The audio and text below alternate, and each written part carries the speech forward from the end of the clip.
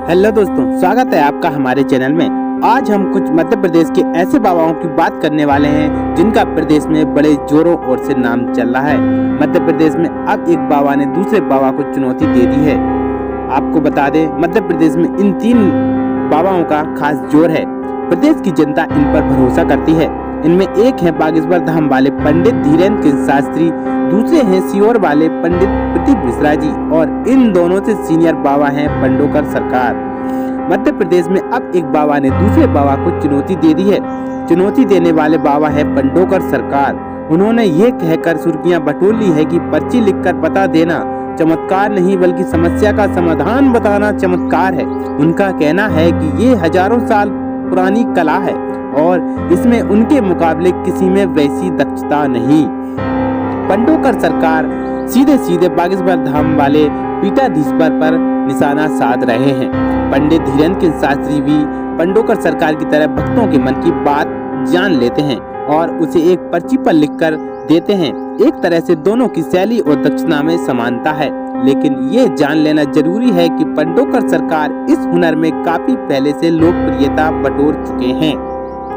बागेश्वर धाम वाले बाबा पर निशाना कहते हैं करीब 32 सालों से पंडोकर सरकार भक्तों को पर्चियां लिखकर दे रहे हैं, लेकिन अब पंडोकर सरकार और धीरेन्द्र शास्त्री दोनों में पिछले दिनों ठन गई। भोपाल में पंडोकर सरकार महाराज ने कहा कि एक दिन सबका जलवा खत्म हो जाता है, रावण का भी जलवा कायम नहीं रहा। मुझे लग रहा है अगले 6 महीने के बाद धीरेन्द्र शास्त्री का भी जलवा खत्म हो जाएगा।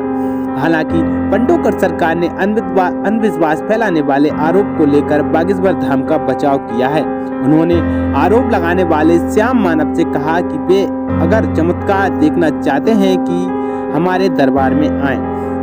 वहीं बिना नाम लिए पंडोकर सरकार ने कहा था कि मेरा जन्म 1983 में हुआ और मैं सन 1991 में ही गुरु बना था।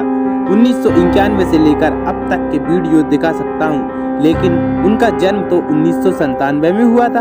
बागेश्वर धाम में 3 पीढ़ी से दरबार नहीं लगा। कौन है पंडोकर सरकार, चलिए जान लेते हैं। पंडोकर सरकार का असली नाम गुरु शरण शर्मा है। उनका कहना है कि वो साल 1992 से ही पंडोकर धाम सरकार की गद्दी पर बैठे हैं। वह 1999 से ही दरबार लगा रहे हैं। वह मूल रूप से भिंड के रहने वाले हैं। भिंड के बरहा गांव में उनका जन्म हुआ था। वह बचपन से ही पंडोकर धाम से जुड़े हुए थे। पंडोकर धाम दतिया जिला मुख्यालय से महज 51 किलोमीटर की दूरी पर है। यहाँ एक हनुमान मंदिर है। उनके मुताबिक हनुमान जी की उन पर विशेष कृपा है। उनका कहना है कि वो कोई चमत्कार नहीं करते, बल्कि हनुमान जी की कृपा से लोगों के मन की बात जान लेते हैं। अब धीरेन्द्र शास्त्री से अदावत क्यों पंडोकर सरकार की? जैसा कि पंडोकर महाराज खुद कह चुके कि वह 32 सालों से दरबार लगा रहे हैं और लोगों की मानवता की सेवा कर रहे हैं। वो खुद को पंडित धीरेन्द्र शास्त्री से बड़ा बताते हैं।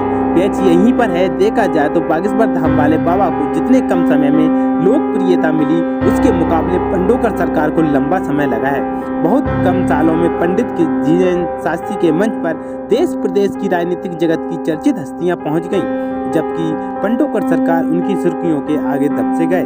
राजनीति में आने का किया था ऐलान। कंप्यूटर बाबा की तरह कभी पंडोकर सरकार भी अपना राजनीतिक मसूबा जाहिर कर चुके हैं।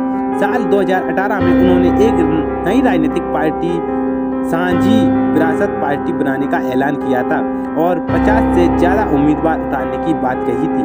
उस वक्त उन्होंने शिवराज सिंह चौहान की सरकार से नाराजगी जाहिर की थी।